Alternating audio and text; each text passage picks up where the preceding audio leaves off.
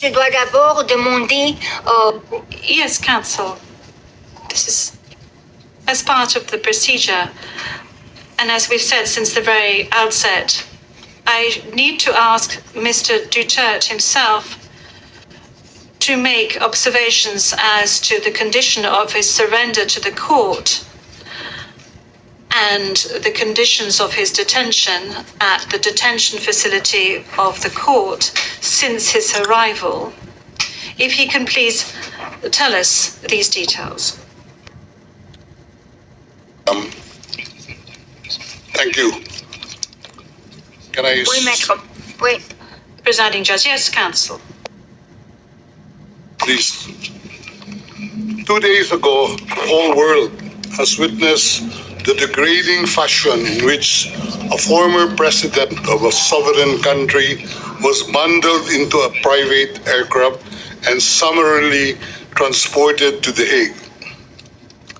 To us lawyers, this would be called an extrajudicial rendition. To the less legally inclined, it was a pure and simple kidnapping.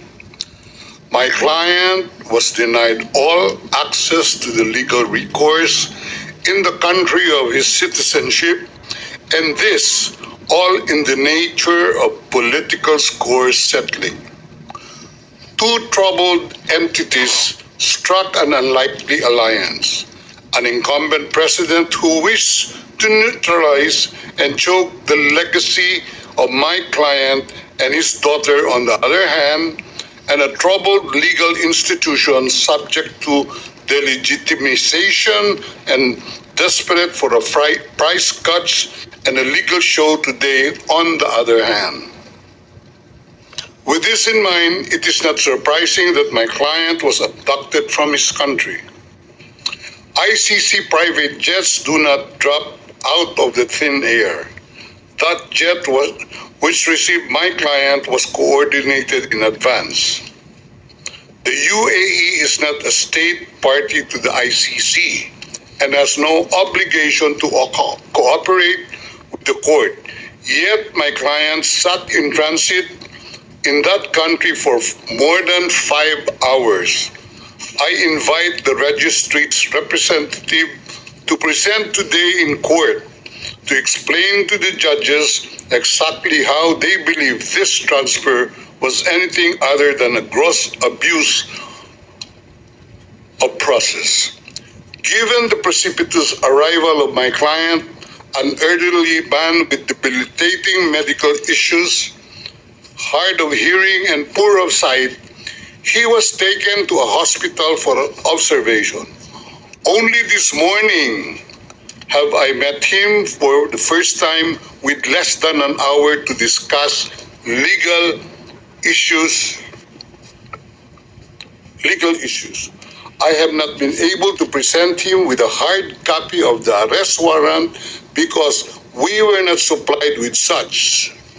I have not even been able to explain to him what the prosecution requested when seeking the issuance of the arrest warrant. This is because the chamber only established a redacted version of the prosecution request last night. Sulay po ito mga master ha. Other than to identify himself, my client is not able to contribute anything to this hearing. Most importantly, he is not able even to tell you that he has been informed of the charges as contained in the arrest warrant for a reason more pertinent to which I alluded in my written request to this honorable pre-trial chamber this morning, and which is confidential in nature. Accordingly, I repeat my respectful request, which was rejected this morning, to postpone the substantive aspect of this hearing to the next week, when I will have the opportunity to sit with my client and to explain to him what the confirmation hearing is and what the disclosure is and how the prosecution alleges that he committed crimes. I thank the court for its attention and regret to say that I do not have instructions to continue my submission any further today. Thank you.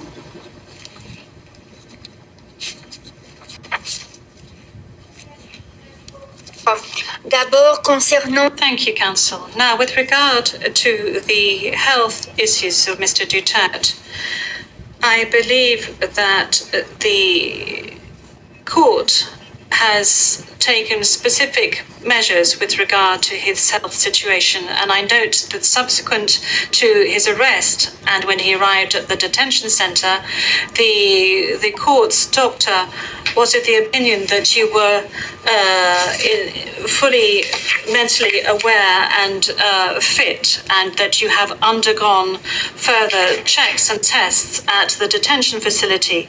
And when you broached health matters, that's saying that you were not able to come to the hearing, the doctors who consulted with you were of the opinion that Mr. Duterte was not in a position to come to the hearing physically, but that if he gave a written permission, he would be able to take part via video link. Now, that is with regard to the health matters that you just mentioned. They are very important, especially concerning the matter of age.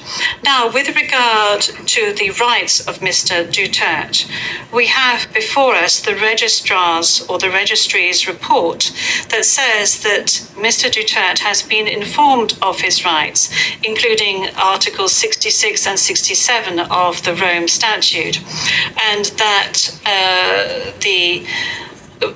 that he is aware of his rights and that he is also aware of the charges against him. We have